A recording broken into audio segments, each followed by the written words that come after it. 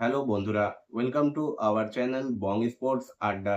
নিয়ে চলে এলাম আরও একটা আপডেটেড ভিডিওটায় রয়েছে বেশ কিছু গুরুত্বপূর্ণ আপডেট, তাই ভিডিওটা স্কিপ না করে পুরোটা দেখার অনুরোধ রইল।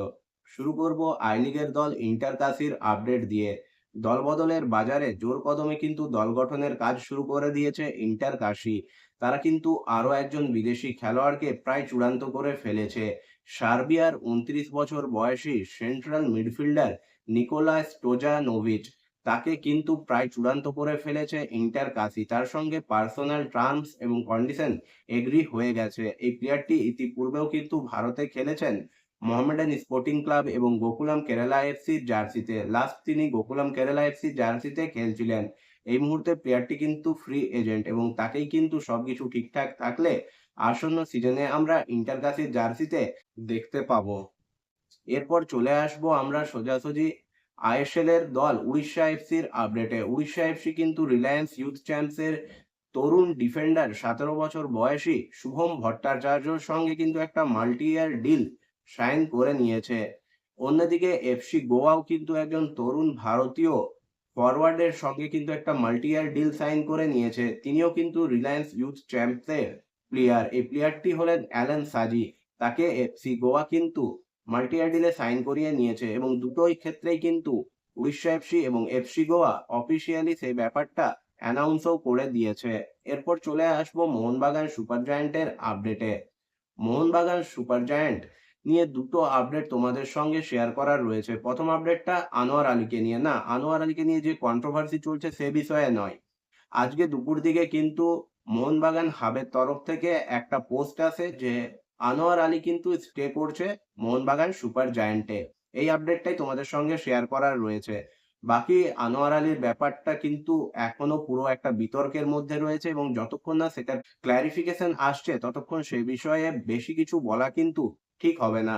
অন্যদিকে দ্বিতীয় যে আপডেট বা রিউমারটা মোহনবাগান সুপার জায়ান্টকে নিয়ে এই মুহূর্তে রয়েছে সেটা হলো প্রীতম কোটাল। মোহনবাগানের প্রাক্তনী বা মোহনবাগানের একেবারে ঘরের ছেলে হলো এই প্রীতম কোটাল। 30 বছর বয়সী এই রাইট ব্যাক নিজের কেরিয়ারের একটা বড় অংশ কিন্তু কাটিয়েছেন মোহনবাগানে। কাল রাতে কিন্তু প্রীতম কোটালকে নিয়ে একটা রিপোর্ট বেরিয়ে আসে এমবিএফটি এবং মোহনবাগান হাবের তরফ থেকে, যেখানে জানানো হয় প্রীতম কোটালের সঙ্গে মোহনবাগান সুপার জায়ান্টের কিন্তু একেবারে অ্যাডভান্স স্টেজে কথাবার্তা চলছে এবং তার একটা ঘরে ফেরার প্রবল সম্ভাবনার কথা কিন্তু এই রিপোর্টে দাবি করা হয়।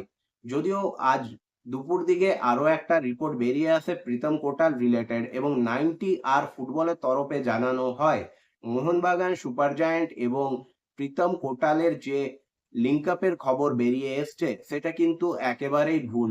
প্রীতম কোটাল কিন্তু কেবিএফসির সঙ্গেই স্টে করতে চলেছেন, এইরকমই আপডেট কিন্তু 90 ফুটবলের তরফ থেকে জানানো হয়েছে। অর্থাৎ প্রীতম কোটালের ব্যাপারটা মধ্যে কিন্তু এখন ধোঁয়াশা একটা দেখা দিচ্ছে।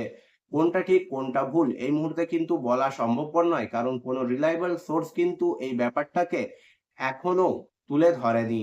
এরপর চলে যাব সোজাসুজি মোহামেডান স্পোর্টিং ক্লাবের আপডেটে। মোহামেডান স্পোর্টিং ক্লাবকে নিয়ে তোমাদের 2-3 দিন আগের ভিডিওতেই জানিয়েছিলাম যে মোহামেডান স্পোর্টিং ক্লাব আইএসএল এ তাদের হোম গ্রাউন্ড হিসেবে কিশোর ভারতী স্টেডিয়ামকে বেছে নিতে চলেছে এবং সে বিষয়ে তারা এফএসডিএল কেও জানিয়ে দিয়েছে এবং পুরো বিষয়টাই নির্ভর করছিল এফএসডিএল এর সবুজ সংকেতের ওপর।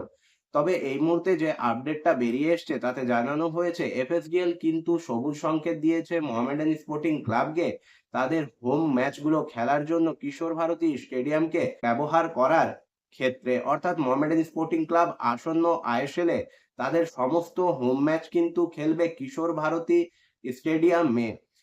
তবে ডার্বি ম্যাচগুলোর ক্ষেত্রে এখনো কিন্তু পুরোপুরি কনফার্ম খবর বেরিয়ে আসেনি। যতদূর জানা যাচ্ছে ডার্বি ম্যাচগুলো খুব সম্ভবত হতে পারে যুব ভারতী ক্রীড়াঙ্গনে। এইরকমই আপডেট কিন্তু এই মুহূর্তে রয়েছে।